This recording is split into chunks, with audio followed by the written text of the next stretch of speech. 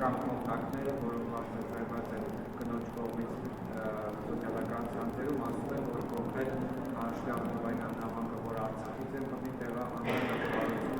չի տալիս եւ ուղղվում է տարբեր գերատեսչություններ։ Չկա նման բան, չի կարող նման բան լինել։ Իհարկե սայլակների տրամադրումը իրականացնում է սոցիալնախարարությունը, բայց ես կխնդրեմ կոնտակտները փոխանցեք, ես անձամբ կզբաղվեմ անպայման։ Եվ երկրորդ հարցը արդեն ներթավակական Նիկոլ Փաշինյանի եւ Գյումրիում եթե չեմ սխալվում պատահարի մասնակիցն էի, դա ինչպես է գնահատում այն հանգամանքը, որ պատահարից մեկ օր առաջ եկեղեցու դռները փակվում են ԱԱՑ-ի միջոցով, կապարակվում են, այնտեղ չեն տալիս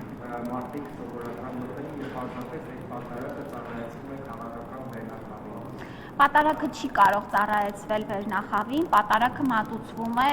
եւ ուղղված է Աստծուն, Հիսուս Քրիստոսին եւ ոչ մի քաղաքական ենթատեքստ չի կարող ունենալ։ Անվտանգության միջոցառումների առումով չեմ կարող պատասխանել, այո, գուցե երկրի քաղաքական վերնախավի ներկայությունը ուրեմն ենթադրում է անվտանգային որոշակի գործողություններ միջ այդ այցելությունները։ Չեմ կարծում այստեղ որևէ խնդիր կա։ Ինձ հայտնի չի նման տվյալ, դրա համար չեմ կարող մեկնաբանել։ Շատ չեմ հասցնում, որովհետև շատ ծանր աշխատանքային գրաֆիկով ենք աշխատում, գիտեք, որ ապահովագրության ներդրման այսպես ինտենսիվ շրջանն է եւ այո, միայն հասցնում եմ այս գործերը անել։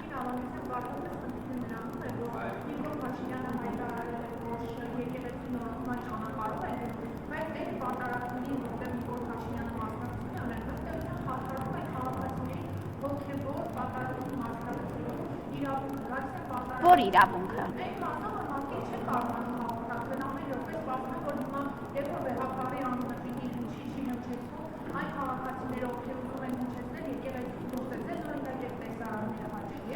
Նայեք։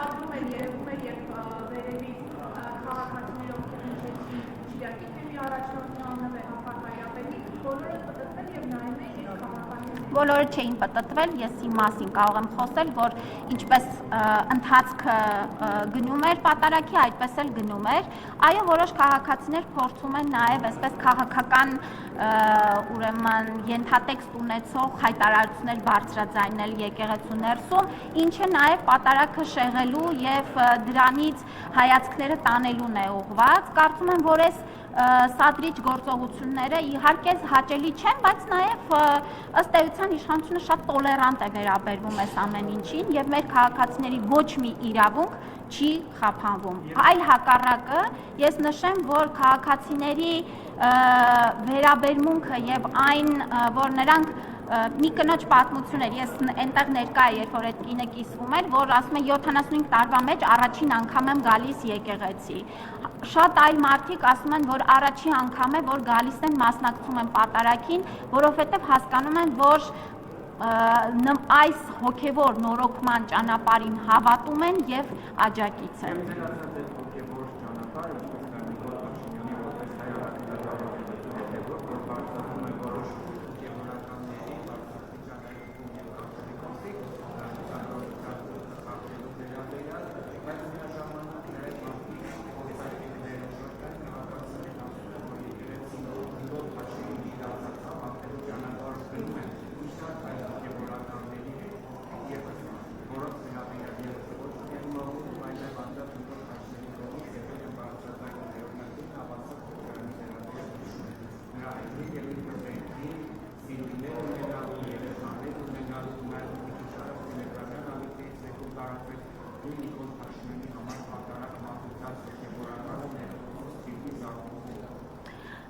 Ես կարծում եմ, որ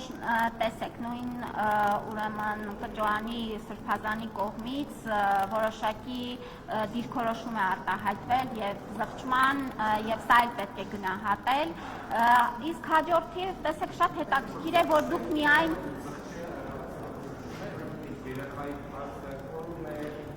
Ես ասում եմ այն ինչ, ես նշում եմ այն ինչ, որ ինձ հայտնի է եւ ես նման դիրքորոշում տեսել եմ մամուլում։ Իսկ հաջորդի ձեր կողմից նշված հարցերը ես կարծում եմ հենց հոգեվոր նորոգման ընթացքը հենց դրա մասին է։ Եվ շատ մեծ նաև քաջություն է պահանջում այս մարդկանց կողմից ուրեմն հստակ դիրքորոշում արտահայտել, որ այո, եկեղեցում կանոնագրքի հետևելը պետք է դառնա միանշանակ, պետք է լինի մեր հոգեվարականների կողմից բարոյական եւ կանոնագրքի նորմերը պահպանելը միակ հնարավոր տարբերակը։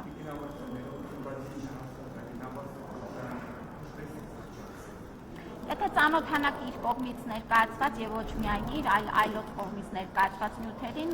կտեսնեք։ Ես չեմ կարող մեջ բերել հայտարարությունը, բայց նորից ասացի, եթե ծանոթանաք կտեսնեք։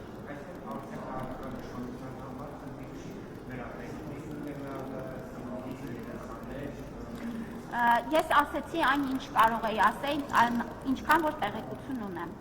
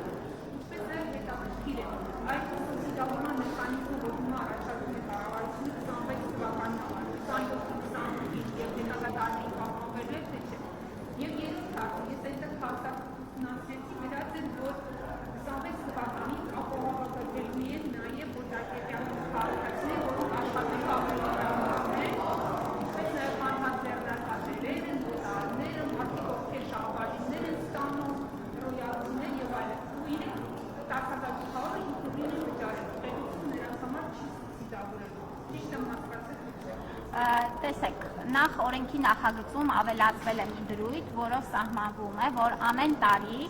սկսած 2027 թվականից ազգային ժողովին ներկայացվելու է առողջության համընդհանուր ապահովագրության նախորդ տարվա արդյունքային ցուցանիշները եւ առաջարկ է ներկայացվելու հաջորդ տարվա սակագնի, այսինքն դրույքաչափի վերաբերյալ։ Եվ սա էլ ձեր կողմից նշված սուբսիդավորման հատվածները որոշվելու են ամեն տարվա բյուջեով, որովհետեւ սա էլ բյուջետավորման ցիկլի մի մաս է դառնալու։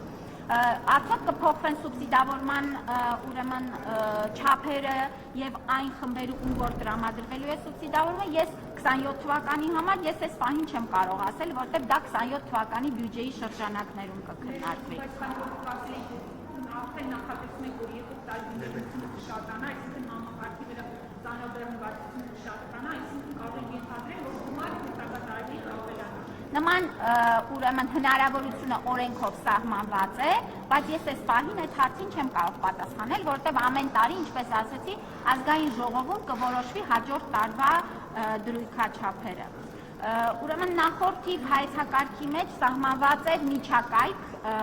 դրույքաչափի հնարավոր, բայց մենք հստակեցրեցինք եւ սահմանել ենք կոնկրետ արդեն տարեկան գումար, որպեսզի այստեղ էլ չունենանք 129,600 դրամ տարեկան չափն է լինելու։ Նշեցի, դա կորոշվի ամեն հաջորդ տարվա համար։ Այս բանին չունեմ այդպիսի տեղեկատվություն, ինչքան կբարձրանա։ Երրորդ հարցի հետ կապված 26 թվականից էլ են ներառվելու ուրեմն անհատ ձեռնարկատերերը եւ նոտարները, նրանց համար հաշվարկման մեխանիզմը մի փոքր այլ է լինելու, նույնական ինչ որ դրոշմանիշների պարագայում է, իսկ օտարերկրյա քաղաքացիները, ովքեր ապրում են Հայաստանում եւ ուրեմն աշխատում են Հայաստանի ռեզիդենտ հանդիսացող իրավաբանական անձանց մոտ, այո, եւս պիտի հանդիսանան ապահովագրավճար վճարող, որտեղ նրանք էլ հնարավոր է օգտվել մեր երկրում առողջապահական ծառայություններից։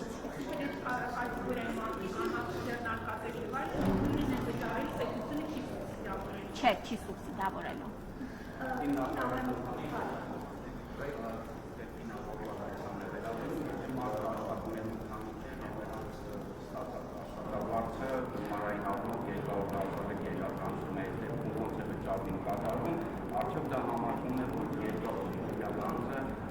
հազարից բարձր աշխատավարձ է երկու Այո, տեսեք, մենք նախնական նախագծում ունեինք նման հնարավորություն, մտածում էինք ունենալ նման հնարավորություն, որ մի քանի տեղ աշխատելու պարագայում հանրագումարային աշխատավարձը դիտարկենք որպես շեմ, բայց ըստ էության ծրագրային առումով այս տարի չենք կարողանա նման ապահովում իրականացնել եւ պետք է գոնե մեկ գործատուի մոտ մարդու աշխատավարձը 200,000 դրամից ավել լինի, որպեսզի նա 26 թվականին ընդգրկվի ապահովագրության մեջ, բայց 27 թվականից արդեն ըստ էության բոլոր աշխատավարձ ստացողները կներառվեն։ Սա միայն 26 թվականի համար է։ Եվ մի հարց է, երկու հարց է, արդյոք չափահասի ստացակապահովագրությունը տարածում է նաև իր անչափահաս երեխաների կամ մեծահասակ ծնողների վրա, որի տարիքը չի գերազանցում 63, այսինքն չի մտնում հետքատերի։ Ոչ, չի տարածվում, ամեն անձ վճարում է ապահովագրավճար իր համար եւ ձեռք է բերում փաթեթ իր համար։ Մինչեւ 18 տարեկան երեխաներին եւ 65+ տարիքի անձանց ապահովագրավճարը վճարում է պետությունը եւ փաթեթը ակտիվանում է տվյալ անձի համար։ Եվ երրորդ հարցին Իվարի մեկից առողջապահական գործակալության փոխարեն աշխատում եւ ապահովագրական հիմնադրամը, արդյոք նախարարությունը արդեն լուծարել է գործակալություն եւ աշխատակիցների խնդիրը ինչ է լինելու։ Ոչ, իհարկե չի լուծարել եւ կլինի, տեսեք, առողջապահության մեր գործակալությունը դեռ շարունակում է աշխատել, կստեղծվի հիմնադրամը, մենք շատ սահուն անցում կկատարենք աշխատանքների պետական առողջապահական գործակալությունից դեպի հիմնադրամ, աշխատակիցները սահմանված կարգով նախորոք իհարկե կծանուցվեն եւ իհարկե կմասնակցեն հիմնադրամում մրցույթներին եւ վստահ եմ, որ նրանցից մեծամասնությունը բավարար ուրեմն գիտելիքների եւ փորձառության ունենալով կանցնեն հիմնադրամ աշխատանքի։ Եթե կարելի է կարգավորի շարունակությունը, մենք արդեն հասկացանք, որ օտարերկրացիների եւ անհատ ձեռնարկատերերի մեր մնացած խմբի համար առողջապահության նախարարությունը մոտել նոր ուղղակի հարկ է ստանում։ Բայց ինձ հետաքրքիր է այն մարդիկ, ովքեր 3-4 ամիս են Հայաստանում ապրել, կես տարի չի տարի, նրանք էլ չունեն ապահովագրություն։ Հարգելի գործընկերներ, սա հարկի նոր ձև չէ, սա ապահովագրավճար է։ Չէ, սա պարտադիր ապահովագրավճար է եւ դրա դիմաց մարդը ստանում է կոնկրետ ծառայություններ։ Այո, մարդը կարող է Հայաստանում ապրել 3-4 ամիս, բայց այդ 3-4 ամսվա ընթացքում էլ կարող է ունենալ շատ բարդ, ծանր, ուրեմն օրինակ վիրահատություն, որը արժի 3-4 միլիոն դրամ։ Եվ այստեղ մենք նորից ուզում եմ շեշտադրել, որ առողջապահական ապահովագրության պարագայում անձը, որ պահին սկսում է վճարել, այդ պահից էլ արդեն ծառայություններից օգտվում է։ Դուք վստահ եմ տեղեկացված եք, որ Վրաստանը պարտադիր դարձրեց օտարերկրյա քաղաքացիների համար Վրաստանում գտնվելիս ունենալ առողջության ապահովագրություն։ Այսինքն անգամ արդեն այդ փուլին են երկրները անցնում, որովհետև հախուռն առանց ապահովագրության շատ բարդ է սպասարկել որևէ խումբ բնակչության։ Դա կլինի օտարերկրացիներ, թե նաև քաղաքացիներ։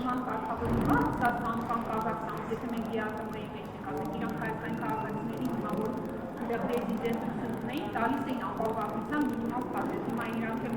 մեր քաղաքացիներին ձեռացել, որ պարտադիր եկեք վճարեք դրա համար։ Իրենք էլ միայն վճարման պարագայում էին ստանում այդ իրենց երկրի համապատասխան եւ եթե տվյալ երկիրը սուբսիդավորում էր, տարբեր երկրներում տարբեր են կանոնները, սուբսիդավորման չափերը եւ այս դեպքում էլ գործում է երկկողմանի պայմանագրերը եւ կտեսնենք ամեն երկրի հետ ինչ պայմանագրային հարաբերություններ ունենք։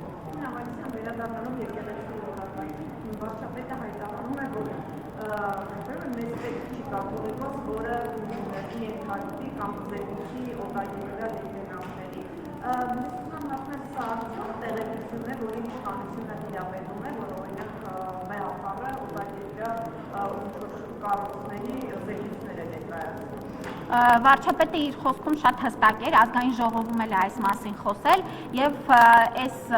ուրեմն տեղեկատվությունը վերաբերում է կոնկրետ անձի, դա Վեհափարի եղբոր մասին է եւ չգիտեմ ինչ ավելացնեմ։ Հստակ էր, որ այս տեղեկությունը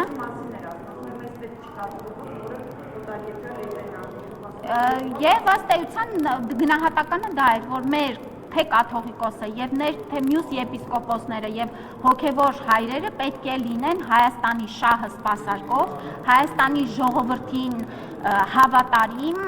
անձինք եւ սա է մեր դիրքորոշումը։ Հասկանալ դա ձեր նկատմամբ իշխանության վարչապետի գնահատական է, որ կաթողիկոսն ու մյուս հոգևորականները չեն սպասարկում Հայաստանի շահը։ Դե եթե այդ գնահատականը չլիներ, ինչպես կարող էր այս գործընթացը սկսել։ Մենք սրա հետ է կապված այս ամբողջ գործընթացը, որ այս անձինք ըստ էության չի կարող լինել վերլուծություն առանց տեղեկատվության։ Վերլուծությունը ինչ որ առումով տեղեկատվության վրա է հիմնվում։ Դե ես չեմ այդ հարցի պատասխանողը, չեմ կարող ասել կան, չկան, ինչքանով կան, չեմ իմանում, ես տեղեկացված չեմ այս մասով։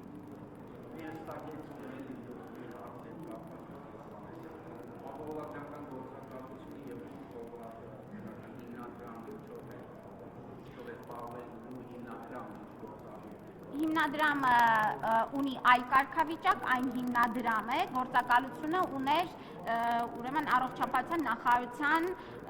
ոչ թե ենթակայությամբ, այլ կազմի մեջ էր գործում, իսկ սա լինելու է առանձին կառավարության կողմից հիմնադրված կառույց եւ սպասարկելու է ապահովագրության ամբողջ գործընթացը եւ իհարկե մինչեւ 2029 թվականը նաեւ պետական պատվերի հատված, այսինքն ամբողջական սպասարկումը իրականացնելու է հիմնադրամը։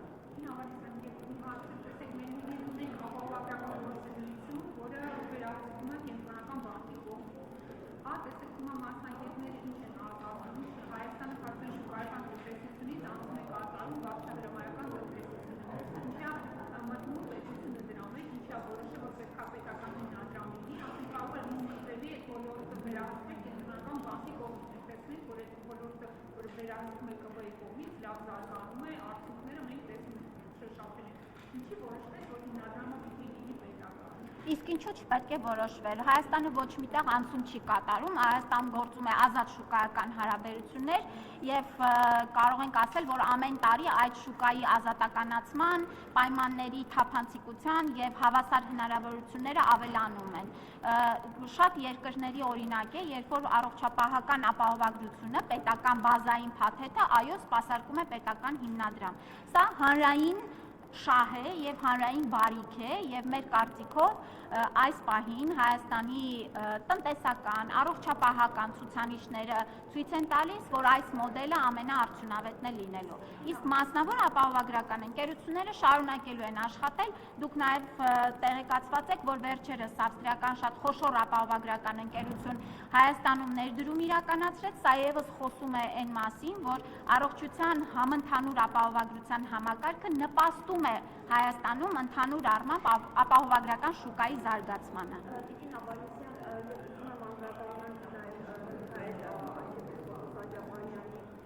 Պաշտպանների դիմումին մի քանի դիմումներ է ստացվել այսինքն այս կողմից ներկայացրել ենթակայության գործընկերուակին եւ ստեցյան մինչեւ այս բանը հնարավորություն չի ստացել իր նախնուկրած հաստատությունում անցնել նախ խնդրեմ բացատրեք ինչու եւ ինչու է եւ առհասարակնավոր այս մոտեցումը ձեր փոխվի եւ ինչու նույնիսկ նրանք իրավիճակի սիմբիոտ բժշկական կենտրոնում Ես պետք է ասեմ, որ մեր անազատության մեջ գտնվող բոլոր անձինք օգտվում են հավասար կերպով անհրաժեշտ բուժօգնությունից եւ չկա որևէ մի անձ այսօր քրեակատարողական հիմնարկում, ով անհրաժեշտություն ունի բուժզնման, սպասարկման, վիրահատության, որը ինչ որ կերպով սահմանափակված է նրա իրավունքը։ Ես սա բացառում եմ, սա իմ անձնական եւ մեր համակարգի հստակ վերահսկողության ներքո է։ Գալով կոնկրետ դեպքին, մենք այսօր ենք ստացել նման ուրեմն դիմում եւ միանշանակ կդիտարկենք օրենքով սահմանված ընթացակարգերով կնայենք, ընթացք կտանք։ Դիմումը